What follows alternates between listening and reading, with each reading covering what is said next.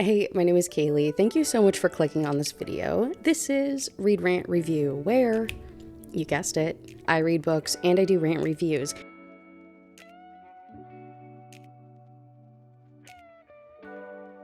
Today is super exciting because we're celebrating. I just hit 10K. I am so incredibly thankful, grateful, in shock a little bit about that. This channel growth has been absolutely insane over the last couple of months since I've started doing videos and doing rant reviews and stuff. And so just to celebrate, I figured we would do a 10K Q&A. So I put up a Google form on my last video and also put up a little Q&A thing on my Instagram. I got 45-ish questions.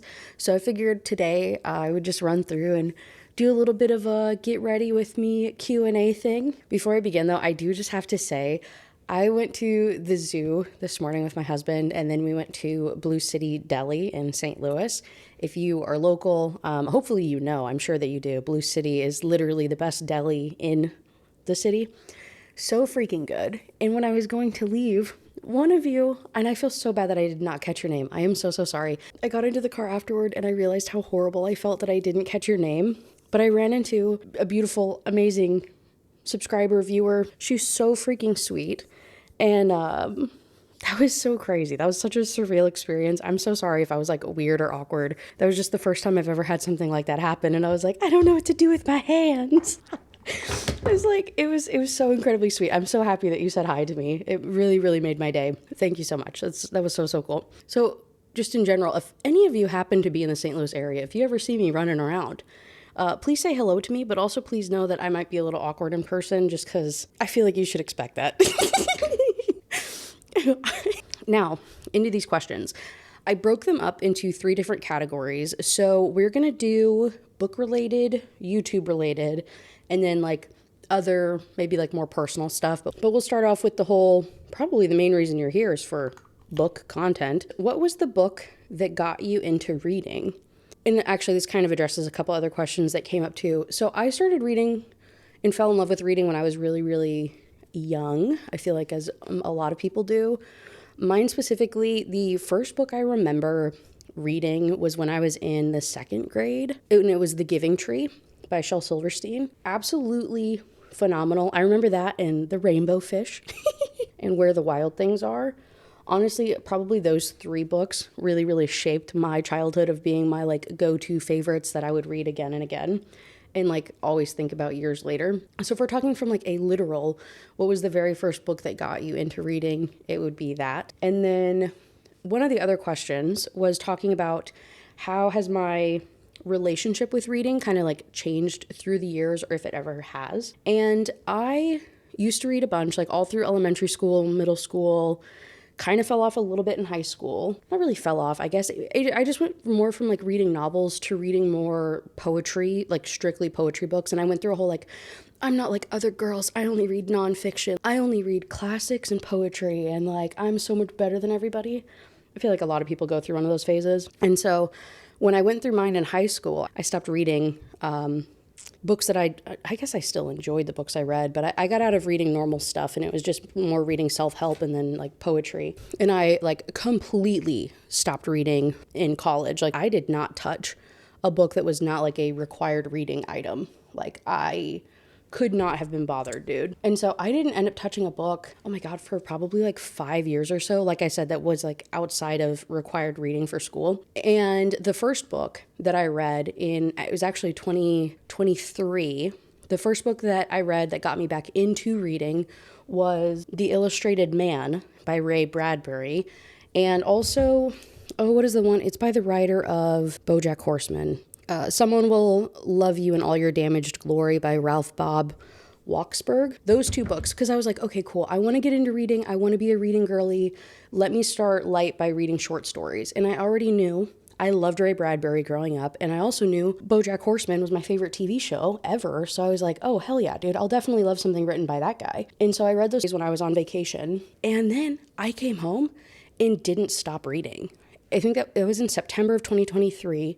Between September and December, I read over 30 books. Like, it was nonstop.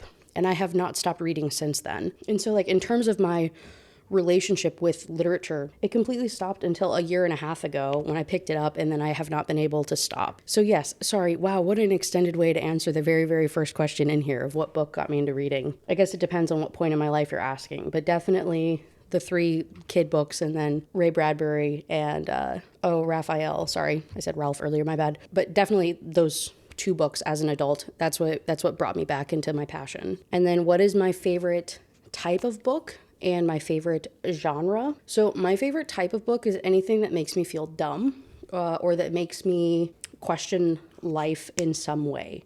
I want something that makes me have to read it a couple of times. I want something that makes me, that like the more and more you read it, the more and more that you get out of it. For example, This Is How You Lose the Time War is probably my favorite book of all time. Even though I read it a couple of months ago, it scratched every single itch in every single way that I could ever want. In general, though, yeah, I love books that make me think and that make me kind of question myself and question my reality. I love short stories, like short story collections. I think that's also part of the reason why I love poetry stuff. I love the idea of telling a poignant, emotionally driven, absolutely insane story in the most concise way possible. I hate filler. I hate things that are there to be there. Like if I'm reading something, I want it to serve a purpose and I want to get something out of it. And so I feel like I get that in short stories, or you get that in poetry, and it's like just straight to the point gut punches. So those are my favorite types of books. My favorite genres are sci-fi, but not sci-fi in the way that you're thinking, maybe. Give me a little bit of dystopia. Give me a little post-apocalyptic. Give me a little minor magic. Like I don't like, and this is the next question of what genres do I not like, or what books do I not like. I honestly am not a big fan of fantasy and this whole like romantasy movement that's out there. And I know, you're thinking, Kaylee, you love paranormal romance, to which I would say, yes, I love paranormal romance and I love sci-fi, but I hate romantasy. How does that match up? I don't know. It just does though for me. I don't know. I need something grounded in reality. Like I want Earth today with just a very minor tweak, just a little tiny bit of magic, just a little tiny bit of aliens. Or something like that. I don't know what it is.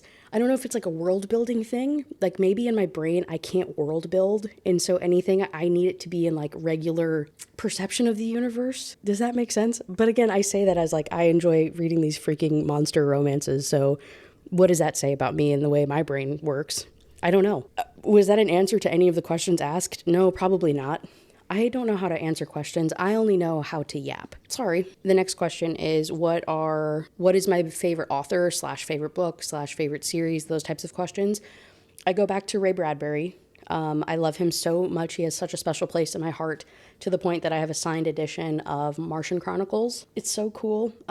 If I wasn't doing my makeup and had grime on my hands, I would show you guys because it has some illustrations in it, which are so beautiful. I also love Khalil Gibran. I have like 4 separate editions and versions of The Prophet that I've been able to find through the years.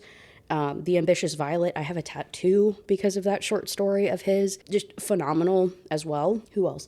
When I was growing up, I was obsessed with Ellen Hopkins. You can't see it on the shelf, but I literally have like every single book that woman has ever written. And if you're unfamiliar with Ellen Hopkins, she has these like really, really thick books, really, really dark material for YA, but it's written in like poetry stanzas, like poetry verse. And it's super cool and unique. And again, scratches every itch that I could ever want. And it was just, I don't know, groundbreaking, I guess, at the time. So she was my favorite author growing up. And then more recently, so this is a problem. And I think this addresses some other questions that people had. One of the questions says, how would you describe yourself to another reader of your tastes, quirks and all? So in general, in terms of quirks, I kind of explained it earlier with my weird sci-fi paranormal but hating romantasy thing. I feel like that's a quirk. Another quirk is that I read like a psychopath. If I find something I love, I will consume it until it's done. For example, the Duskwalker Bride series, when I read that last year, I read all 6 books in the span of a week. It was the same thing with Elsie Silver's Chestnut Springs series. Read all of that within a week. Earlier, I think it was last month, I fell in love with T. Kingfisher.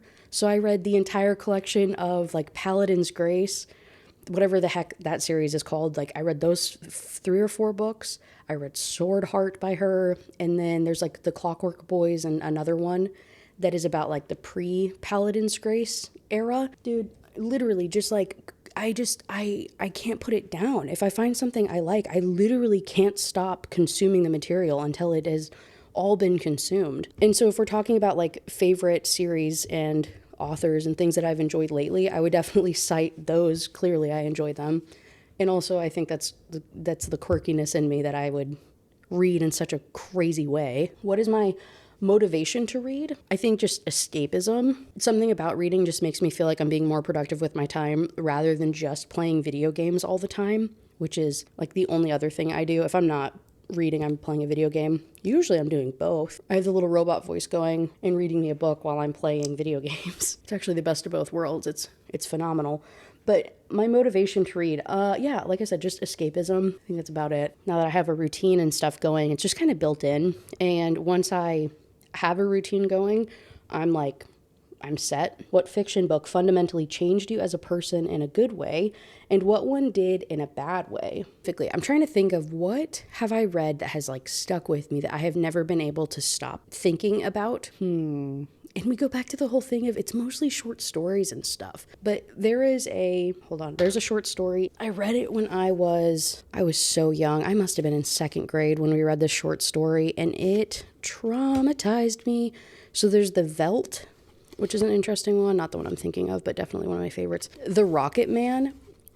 Oh my God, dude. So I read this on my Spotify. It is quite possibly the most horrific short story I've ever read in my entire life. It's about an astronaut dad that keeps going to space, and it's like he falls more in love with going to space than he does staying home with his family. And it's crazy, but that's not what I'm thinking of. Where's the list of these? The one I'm thinking of is, oh, maybe it's not in this. It's called All Summer in a Day by Ray Bradbury, and it is these kids who live on Mars. They're like Martian children. There's one little girl from Earth. Like, she moved from Earth to Mars. She's up there. They only have like a little bit of sunlight for like 3 hours every year. That's it. It's all summer in a day. And these douchebag children, they're like, oh, well, you're from Earth, blah, blah, blah, who cares? And they like lock her away in a closet so she doesn't get to experience summer because she's locked away. And it's just this little girl dealing with the fact that she can hear all the giggles and the laughter and all the fun that all of her classmates are having, and she's just trapped in this freaking horrific thing, and she's not going to feel sunlight on her skin for another year. And it stuck with me so bad. It's one of those that I think of all the time somehow. Like, it will always come up in my mind. Another one is called Sarah's Key. I read it when I must have been in high school, and to that point, I had never cried so hard. Actually, that's a lie. I read Looking for Alaska. Looking for Alaska was another one that was my favorite growing up that I ugly sobbed over. I also have a book breakdown revisiting that book after 20 years. I have a video of that if you care to watch it. Looking for Alaska fundamentally changed me in a good way and in a bad way. I painted my toenails blue for like 3 weeks after I read that book, and yeah, just traumatized me. And then Sarah's Key, I read in high school, same thing, cried my eyes out. I made my dad read it, and then we ended up they had like a little artsy film for it, like that came out the very next year after we read it. And so we went to St. Louis and watched it in like the basement of a hotel it was like the only movie theater in the entire area that was playing it. And it was like a 1-day thing that we drove out there for. And we were like one of maybe 10 people in this theater watching this screening of this movie. Oh my God. So, spoiler, I guess. I recommend it, but it's like a Holocaust movie. It's a Jewish family, and they are being taken by the Nazis. And the little girl locks her brother in the cupboard so that he'll hide and be safe. And she's the only one that has the key to the cupboard. She doesn't realize that they're going to this like concentration camp. So you see the implication here, right? Her family leaves. She leaves with her family, and her brother's left behind, locked away in this hidden section that nobody knows about. And then the book is like talking about, I think it's like the family or something, the people who bought the apartment house thing, her going back and trying to find her brother. It's like a current day, old day, like telling the two timelines of the story. Oh my God, dude. It was horrifically sad. Even thinking about it now, I will not go back and read that book. I cannot. I cannot, even talking about it, just like, I don't know, dude, like broke me in some crazy way. What book series would you sell your soul to see get turned into a movie/TV show? I'm just going to keep talking about him, Ray Bradbury.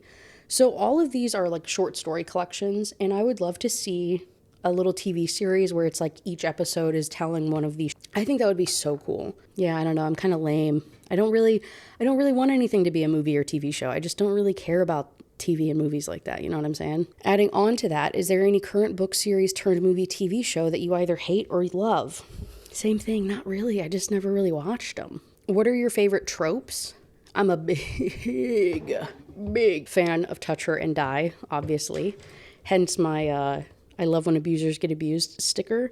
Yeah, I'll never not love when a partner protects their partner and goes on like a crazy rampage to like get vengeance or whatever. Nothing hotter. My least favorite trope is miscommunication.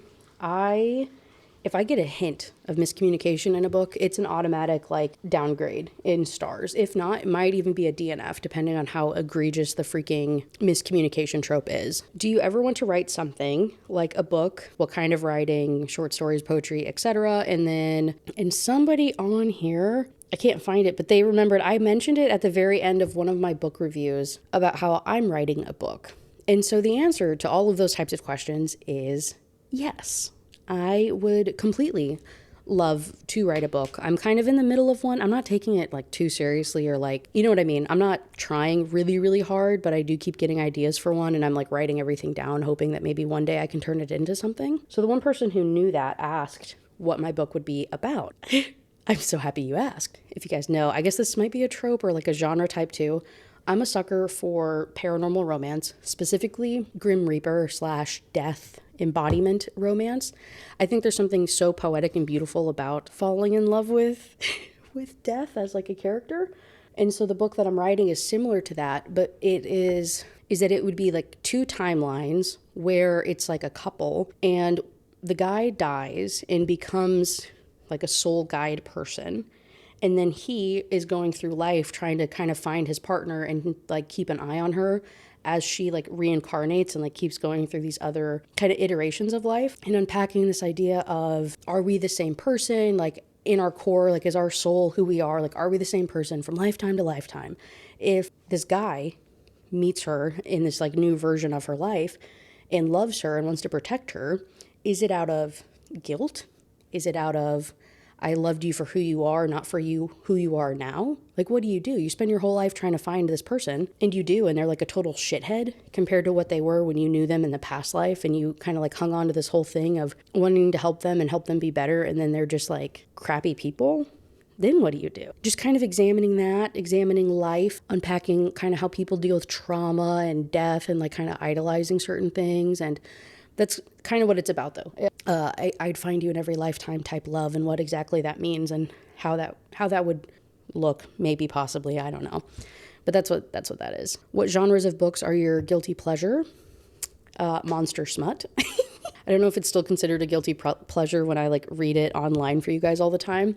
I feel like a guilty pleasure is something that I would keep a secret, but turns out I have no chill with any of that. I have no shame. What is your least favorite genre to read?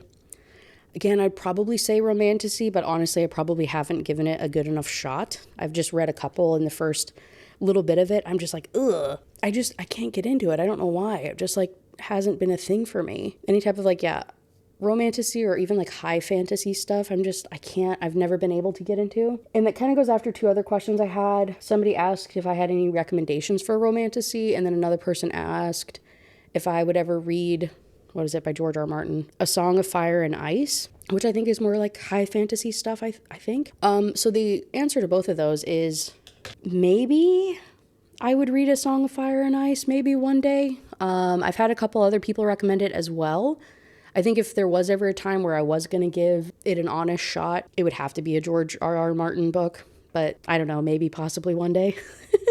And then as for recommendations for romantasy, I'm not the guy. I don't really know. So I'm hoping maybe somebody in the comments can assist with that and maybe give some commentary, give some recommendations. What is my least favorite book of all time?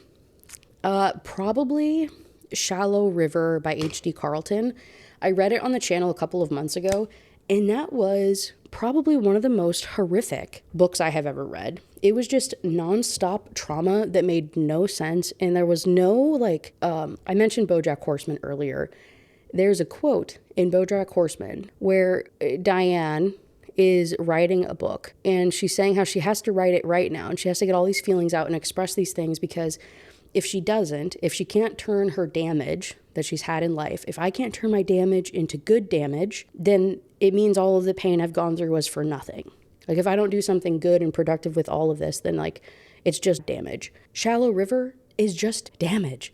It's just pain and agony and trauma to this like person without serving any type of purpose. There's no like crazy lessons learned. I didn't leave the situation being like, oh my God, she found herself and she's healed and I suffered through reading this crazy book for a reason. Like I feel good about the character like nothing. There was no good that came out of it in any freaking way. It was just a traumatizing experience that was the first time in my life that I felt physically ill reading the book. And I don't think I've ever actually had that happen before in any other book since then. But I was legitimately physically ill from that. So that's all the book-related questions. And now for YouTube-related. I had a lot of people ask if I always wanted to be a YouTuber, what got me into it, etc., etc. I've been wanting to do YouTube videos since probably 2018. My boyfriend at the time did YouTube. I guess he still does technically. But I used to film for him. He did car reviews. I used to film for him and help him kind of plan ideas and shots and go through the whole process. I thought it was really, really cool. And I wanted to do one, but at the time I wanted to do a YouTube channel for powerlifting. I was really, really big into powerlifting for, oh my God, probably like 3 or 4 years. I was super, super about it. I got a personal training certificate and everything. And I wanted to do a YouTube channel talking about like kind of a more average person building confidence and comfort in their body through weightlifting and trying to find this like semblance of peace and getting in the gym and building strength and whatever, not really for aesthetic purposes, but more healing. I can't really explain it, I don't think, the way that I want to, but it was along those lines. I always wanted to do YouTube, but I was going to do it more in like the fitness space at the time.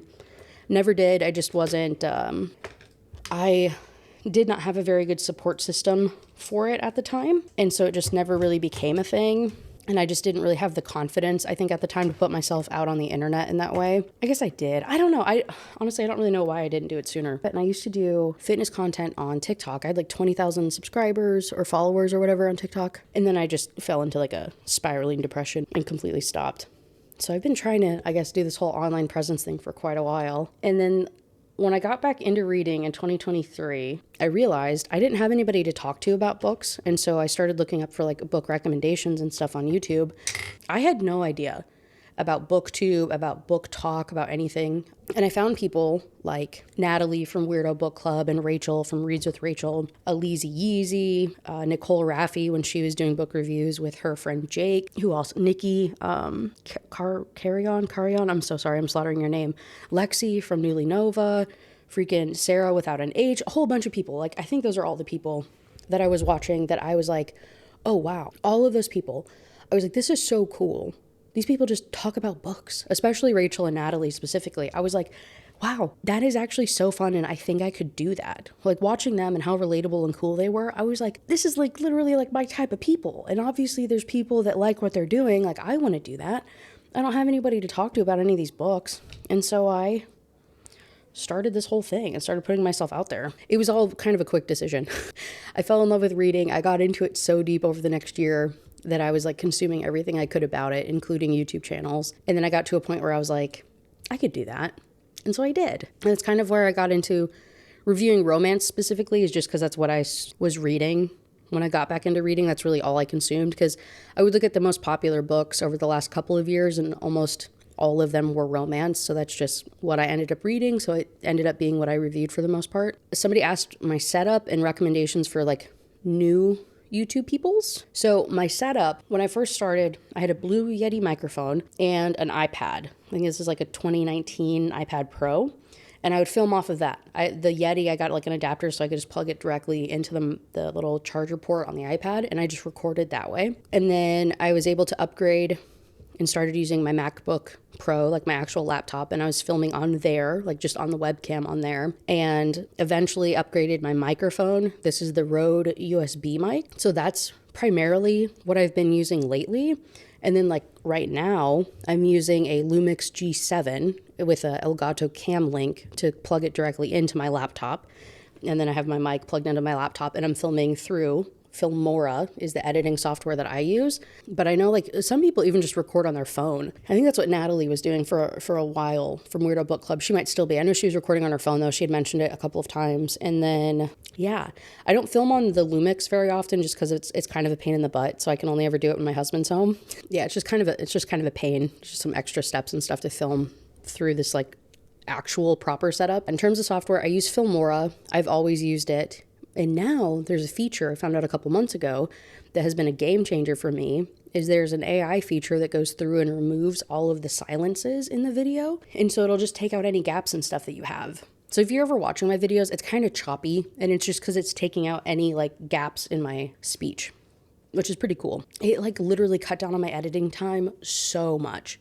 I film probably 3 to 4 hours of content every time I do a book review. And then by removing the silences, it immediately cuts those files down to like 2.5 hours. It is a game changer because then I only have 2.5 hours of footage to go through to edit rather than the whole 4 and like cutting out silences throughout the way. Literally, I probably would not still be doing YouTube and doing the videos that I do, like long form wise, if I didn't have that editing feature. So just praise be, it's amazing. In terms of any advice that I would give for somebody who wants to do a YouTube channel, I think the biggest thing is to not give up, especially in the beginning when you're not going to get any views. I think the biggest thing is consistency. Admittedly, my growth has been crazy, so like I'm not the best person to ask because I started in October posting rant reviews every single week. I would vary the days and stuff, but it has been every single week since October. I hit my 100 subscribers in October. I had a couple videos before that were like sporadic and stuff, and most of them were like family and friends and whatnot that were like supporting me. October, I hit 100. By the end of the year at December, I think I had like 2,300, right? Like there was an insane growth over the month of November and December. And then obviously since then, from like January 1st pretty much to now, I've gotten like 8,000 subscribers, which is atrocious and like absolutely disgusting, and especially in terms of like growth and age of the channel and content and everything that's out there is crazy. And so I don't think I really have any room to speak on this whole like, oh, you got to grind through it and like stick to it, man. But I will say, I think what contributes a lot to my success and whatnot, or like, I guess it's success. That sounds so gross saying it that way, but consistent posting. Especially lately, I've been doing every single Thursday for months now, especially the last couple of weeks I've been doing Mondays as well. So I've like upped the amount of content that I'm putting out there. And then just in general, just be authentic, right? Find a little niche and stick to it. And I think it's so important to not like put on a show for people and to do stuff that you like. Don't do stuff that you think other people will like. I think that's the biggest thing. Like people can tell when you're phoning it in or when you're doing stuff and not having a good time. And I think especially my last couple of videos, that has been such a focus of mine, is having a good time.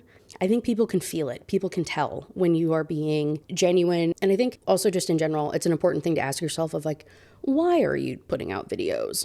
Are you just wanting to be on YouTube for some reason? Are you just wanting clout? Are you like trying to make money out of it? Like what exactly is your goal here? My personal goal when I started it was I just needed to talk to people about my books, and I wanted to build some type of community and solidarity and calling out these bad behaviors that are in these books, because there was a lot of unhealthy things that I was seeing in these traditional romances that really sucked to read. And I was like, wow, I really hope to God that people aren't taking this seriously or people aren't taking this as relationship advice.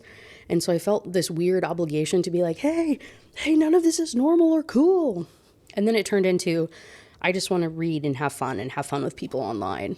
There's too much crazy bad stuff going on in the world that it's nice to have a little escapism for a couple of hours with somebody, and laugh your butt off and just read stuff that's not serious. And so that's kind of where I've been lately. But yeah, so anyway, sorry. Again, I don't know how to not yap.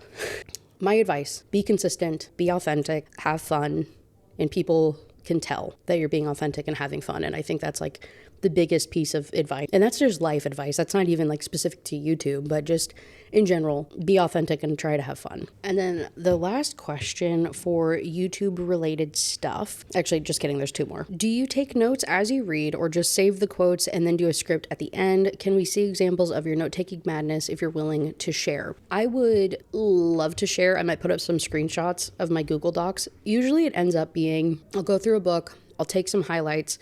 Sometimes I'll write notes with the highlights if I'm feeling very, very productive. Oftentimes that's not the case. I'll go through and highlight everything though, and then export it and put it into a Google Doc, or if I'm on like Google Books, it'll automatically put it in the doc. And then I'll go through, have all my highlights, and then take my kind of notes for what's happening in each chapter that way and kind of correlate it with the stuff that I highlighted. It's usually what I try to do. It just kind of to get my head around and like remember the crazy stuff that happened in chapter to chapter. But a lot of it honestly is kind of off the cuff. I don't really script out my rants in that way, and sometimes you can tell, maybe or maybe not. Maybe I think that's also why it sounds so friendly, casual, whatever, is because I don't read a script, and I barely even have notes taken. If anything, it's like a bulleted thought or like a bulleted idea of like, oh my god, I can't believe this bitch said this, and that's like the extent of what my note will be. It's like I have to read it and be like, oh my god, yeah, that was crazy. I think it also helps me have a little bit more of a genuine reaction to stuff when I'm remembering it as I'm going through it. And I'm like, oh my god, yeah, I can't believe that actually happened. That was weird. So yes and no, I guess, to answer your question. I kind of take notes. I kind of do highlights. And the very final YouTube related question: would you ever do reviews of your viewers' work? I imagine you have a lot of writers in your audience, and I would personally be honored to have you tear apart my book publicly. So I don't know about that. I think I've mentioned it before, where for a while there I was like, I don't want to read any books that have less than like 30,000 ratings on Goodreads, because I don't want to, it's not punching down, but you know what I mean? I don't want to talk crap about somebody who's just starting out, or like a little baby author who's just trying to put something out into the world and have a good time. I don't want to shit on someone else's fun. Like I don't want to yuck someone's yum or whatever. It just feels mean. I don't mind doing it to like big famous people, who cares? And so I think it depends. I think it also depends on the book, and if I really enjoy myself reading it, and like if I would enjoy seeing myself talk about it publicly, I would be open to it, but I would also need like a consent form. Like people know what they're getting into. So I don't know. I've had a couple people ask that though, or like shoot me emails and stuff, and I don't know, man. Maybe, possibly one day. I'll think about it. I definitely would think about it, and definitely would check stuff out, and depending on how it is. And I think Rachel does it, Reads with Rachel. I think she does like feedback sessions with people. Like she does like a little consulting fee, and she'll read people's book and give them advice and stuff, which is pretty legit. I think that's really cool. So maybe one day I'll do something more along those lines of like, yeah, I'll read it and give you feedback, but I don't know. I just don't want to like publicly ruin people's lives. I want to be positive and have fun. And again, I don't know. I just don't want to I don't want to hurt the little guys. And then Jay, this little silly goofy goober, put in a bunch of facts about seals. And I kept this one because this one made me laugh out loud. Did you know that Baikal seals dig under the frozen ice in Lake Baikal in Russia? They are the only fully freshwater seal in the world, along with living in the deepest estimated lake in the world. When they dig the tunnels, they have their babies in there, and then the babies dig more tunnels. My personal theory is that they're trying to take over the Russian government, but keep getting set back from the lake melting. You're such a dork. It made me laugh. Next question. What is your favorite Taco Bell menu item? Now, this is a sensitive subject, and I know that you don't know this. I know that you would have had no way in the world to know this, but this is traumatic for me. My favorite Taco Bell item was the Chipotle Ranch grilled chicken burrito that they had for all of like a year. That was like my favorite thing. I looked forward to it so much. They took it away. I literally cried. We were driving. I was doing a mobile order while we were driving out there. Couldn't find it on the menu. Started crying, dude. It was my favorite thing in the whole wide world, and they took it away from me. It was so messed up. So now I get whatever type of grilled chicken burrito that they have, and I put the creamy Chipotle, or is that from Qdoba? I think some type of Chipotle sauce. in it. I usually replace the beans with rice because I don't eat beans. And I try to create my own like shoddily done version of this chicken burrito that I miss all the time. What is my favorite memory? Ooh, this is a cute one. I would say was it summer of 2011? My dad and I played Mario Kart. I don't remember which one it was. I think it was on the Wii. But we played Mario Kart and we 100%ed it that summer. Like that was our goal. And so it was like every day when we'd come home from school and from work and stuff, we would literally just play Mario Kart and try to get like the gold stars on every single thing, beat all of the ghosts, do all the little secret achievements and everything. I have the book somewhere though that is like the game guide for it, so we could figure out all the tricks and hacks and whatnot. I would say that's my favorite memory. My biggest pet peeve, I think this, it's not really a pet peeve. It's just a personal problem. I have said, and this is also why I don't watch TV shows and movies most of the time. I have such a sensitive thing for secondhand embarrassment.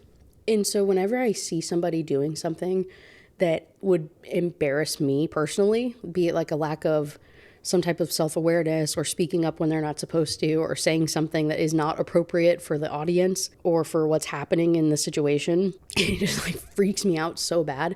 This like irrational, it doesn't make me angry though. It just like freaks me out. And so I don't think it's a pet peeve though.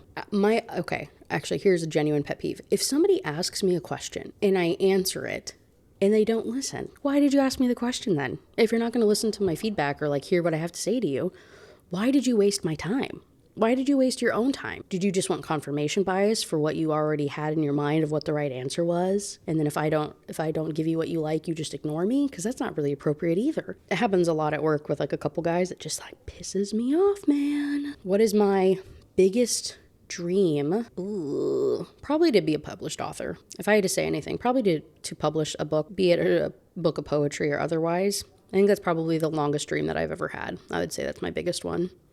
What is your favorite movie or favorites if you don't have one? Arguably the weirdest answer I could possibly give you. And it was a documentary. So part of the time frame when I was talking about earlier, when I went through my whole, I only read self-help books and I only read poetry and self-help books and classics and I only watch black and white movies and like artistic things on YouTube. And I only watch documentaries, okay? That was a whole thing of mine. I only watched documentaries for years. And so there was this one, it was a 2010 film. It was The Parking Lot Movie. And it is a documentary following a select group of artistic and overeducated car park attendants as they wage war against the people who park in their car park. I loved that movie so much. I need to watch it again because it holds this like weird special place in my heart and I can't remember if it's worthy of it or not. But there's a guy that also sings in it that was like, God, he was such a good singer. So The Parking Lot Movie, for one. The other movie that I thought of when I first read that question is called Dear Zachary, which is another one similar to Sarah's Key, where it was a piece of media that I consumed that changed me on a fundamental level of like, I have never been so incredibly and utterly depressed. Hold on, let me see what the description is on Google because I don't want to give anything away. I do recommend it if you want like a good cry though. So Dear Zachary, a letter to a son about his father. In 2001, 28-year-old Dr. Andrew Bagby is found dead in a park in Pennsylvania. He had been shot by his ex-girlfriend, who then fled to Canada, where she was able to walk free on bail, pregnant with Andrew's child. Andrew's enraged parents campaigned to gain custody of the child and convict their son's killer. Filmmaker Kurt Kuen pairs this story with home movies and interviews with those who knew Andrew, hoping to give his best friend's son an opportunity to discover who his dad was, which inherently, like even that much of a description is so sad, and it just keeps getting worse in ways I can't tell you because I don't want to spoil anything. But like, if you want a good cry, like if you're a person who loves to cry, which I do personally, I love being emotionally wrecked. There is nothing sadder than that movie. I loved Catfish, like the documentary Catfish, the original one. Also loved Where the Wild Things Are. That movie was phenomenal. And then yeah, everything else. Oh, I guess actually more modern and just in general, anything by A24, I will watch specifically. I love them as like a production company. Is that what they're called? Are they a production company? I don't know. A24. Anything by them, and anything with Florence Pugh, I will watch. What was your first tattoo? It was this little one on my arm right here. It says Bright Eyes, like the emo band Bright Eyes. I got it when I was 16. My mom had to drive up to the tattoo shop with my friend and I, and she had to sign the waiver for me. So yeah, it's and it's in my best friend's handwriting. It says it's for the emo band. I walked down the aisle to first day of my life by them. And if you're familiar in any way, Bowl of Oranges is my favorite song by them. You've mentioned Animal Crossing. What other video games do you play? I am a Nintendo girly to my core. Pokemon, Animal Crossing, Harvest Moon, even though that's not technically Nintendo, Mario, Zelda, Kirby, anything like that. I'm a lifelong Nintendo girly, like lifelong Nintendo girly. Lately though, yeah, it's been a lot of Animal Crossing, Stardew Valley, and like Pokemon. How did you come to pick out your undergrad degree major? So my undergraduate degree is in computer management and information systems, specifically with like an emphasis on data analytics. I stumbled onto that one after I dropped out of 4 other degree programs. I originally went to school for pre-med, realized I sucked at biology, and then I moved to doing accountancy stuff. Turns out I suck at accountant stuff. I think there was like one other thing. I was going to do kinesiology because I was going to do physical therapy. Same thing. Turns out there's still biology in that I'm not very good at. Then I did accountant stuff, wasn't very good at that either. And then eventually my dad was in IT at the time. He got into, he was working for an IT company and he's like, hey, if you don't know what you're doing, at least do that because you'll get some money out of it. And I was like, solid. So did that, fell in love with data analytics, thought it was super, super cool, actually genuinely enjoyed it. And then ended up getting a graduate assistantship offered for one of the tutoring programs at the university. And so I was going to get my master's in data analytics and they told me no. They said you have to have at least 5 years of outside experience before we admit you into this program. And I said, okay, cool, but I have a graduate assistantship right now. They said, that sucks. Oh, okay. And so I ended up going into a instructional technology program, which in short is just like adult education in terms of like companies and also looking at company performance and giving like consulting plans on how to operate more efficiently, get employees like different training to meet different quotas that the company's looking for. Really, it was like part economics, part adult psychology, part actual instruction and helping people learn is like what I would categorize my degree as. And it was like, here's where we are, here's where we want to be, here's the plan on how to get there. And I help write that plan and what those different targets would look like and give the reasoning and logic behind it. How many pets do you have? How would you describe them? I've got 2 cats. There's Bits and Kitty Kitty. Kitty Kitty's the one that you guys have seen before. He's a little nubby tail.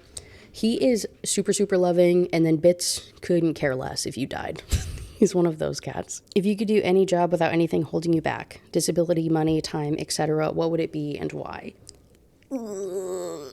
I'd probably do YouTube stuff, honestly. If I could do this full time, that would be so fun. I would also probably be a teacher. I'd go back and do teaching again. When I was doing the tutoring, actually, no, I'd probably actually do the tutoring thing at the university. The program that I was a graduate assistantship for was a tutoring program.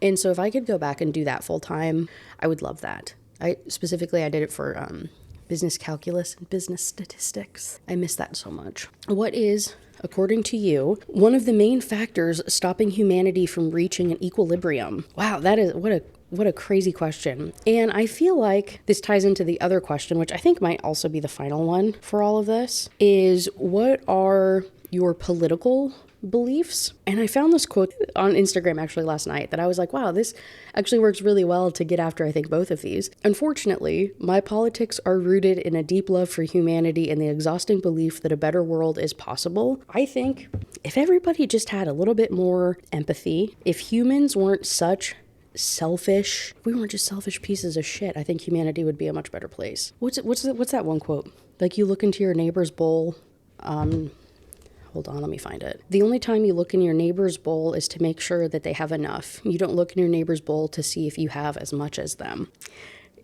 I think all of humanity, if we could actually read that and abide by it, we would be in a much better place. And I support policies and politicians who do that, who help my neighbors have more food in their bowls, not just rich people. Editing Kaylee, I'm going through and I realized one of the questions that I missed asked how long my partner and I had been together. We've been married for almost a year. We're coming up on our 1-year anniversary, but we've been dating for 5. all in all, 10K Q&A. Wow. This went on a lot longer than I thought, I'm not going to lie. Like I said, I don't know how to not talk. I don't know how to not be a little yappy yapper.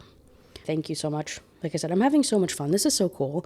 This is already one of the questions about what my biggest dream is. I'm already living it, baby. And that sounds so stupid and cheesy and cringy and bad, but really I am. Being able to laugh with a whole bunch of people is pretty sweet. I think that's really all I've ever wanted to do, is just be a little goofy weirdo and have a good time and make people laugh and like have a net positive in people's day to day, and doing what I can to be better and leave a good footprint in the world, even if it's just giggling about dumb shit on the internet. It's pretty cool. I'm having a good time. I'm really enjoying it. I'm glad that there's already so many of you that are along for the ride.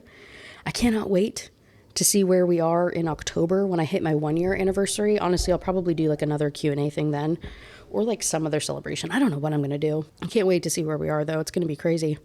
Hopefully, maybe. I don't know. Let me knock on wood. Don't jinx myself. I don't know. We'll see what happens next. Thank you so much for everybody who asked a question. I think I got to everything. If I did not, I'm so sorry. I think I did though. I think I kind of answered everything to the best of my yapping ability. Sorry. I hope you enjoyed this. Hope you had a good time. And I will see you on Thursday with, I think I'm doing the Merman book this week. I just finished it. It was something. Oh, we'll giggle about it on Thursday. I'll see you guys there. Thanks.